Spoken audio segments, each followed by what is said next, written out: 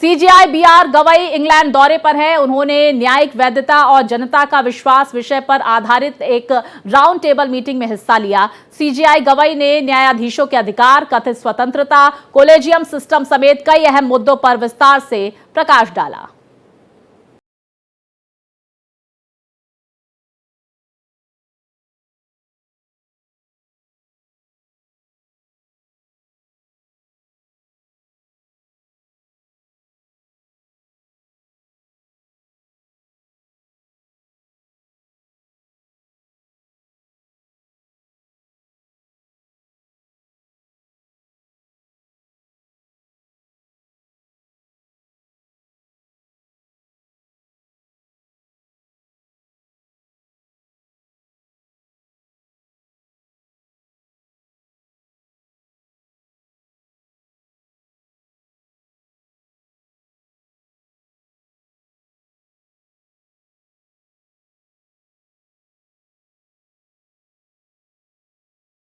प्रदान करना चाहिए, बल्कि उसे एक ऐसी संस्था के रूप में भी देखा जाना चाहिए जो सत्ता के सामने सत्य को रखने का हकदार हो।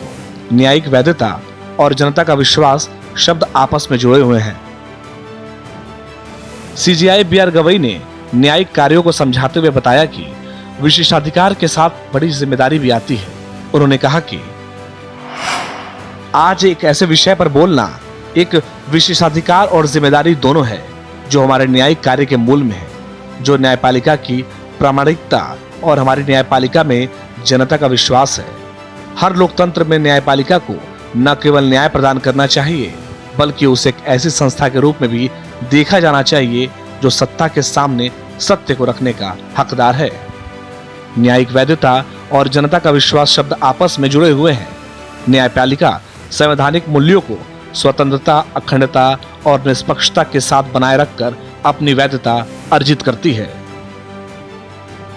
बीआर गवई ने न्यायाधीशों की कथित स्वतंत्रता का जिक्र करते हुए कहा कि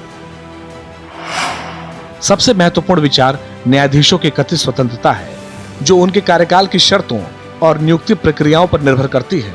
यह कानूनी प्रणाली के भीतर शक्तियों के अलग होने को रेखांकित करता है, जिससे न्यायाधीश स्वतंत्र रूप से कार्य कर सकते हैं। भारतीय संविधान के निर्माता डॉक्टर बी.आर. अम्बेडकर ने भारत में लोकतंत्र के लिए संस्थागत सुरक्षा उपायों की आवश्यकता को पहचाना। अम्बेडकर ने 1949 में भारत की संविधान सभा की बहस पर जोर दिया।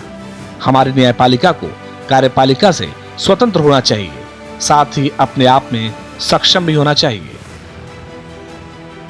बी.आर. गवई ने न्यायिक नियुक्तियों के मुद्दे पर विस्तार से प्रकाश डाला। उन्होंने कहा कि यह सवाल रहा कि न्यायिक नियुक्तियों में प्राथमिकता किसकी है।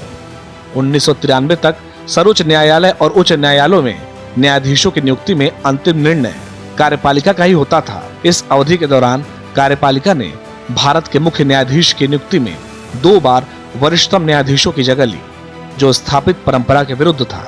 इसके जवाब में भारत के सर्वोच्च न्यायालय ने 1993 और 1998 के अपने निर्णयों में न्यायाधीशों की नियुक्ति से संबंधित संवैधानिक प्रावधानों की व्याख्या करते हुए यह स्थापित किया कि भारत के मुख्य न्यायाधीश सर्वोच्च न्यायालय के 4 वरिष्ठतम न्यायाधीशों के साथ मिलकर एक कॉलेजियम का गठन करेंगे, जो सर्वोच्च न्यायालय में नियुक्तियों की सिफारिश करने के लिए जिम्मेदार होगा। सीजेआई बीआर गवई ने कॉलेजियम सिस्टम की व्याख्या करते हुए कहा कि कोई भी समाधान न्यायिक स्वतंत्रता की कीमत पर नहीं आना चाहिए। 2015 में भारत के सर्वोच्च न्यायालय ने राष्ट्रीय न्यायिक नियुक्ति आयोग अधिनियम 2014 को इस आधार पर रद्द कर दिया गया कि यह अधिनियम न्यायिक नियुक्तियों में कार्यपालिका को प्राथमिकता देकर न्यायपालिका की स्वतंत्रता को कमजोर करता है।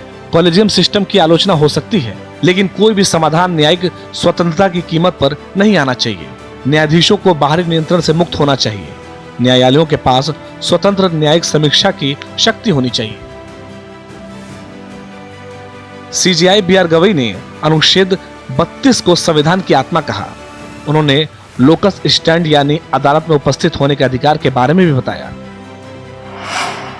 अनुच्छेद 32 जो सभी नागरिकों को सर्वोच्च न्यायालय में जाने का मौलिक अधिकार देता है। अनुच्छेद 32 को संविधान की आत्मा और हृदय कहा गया है।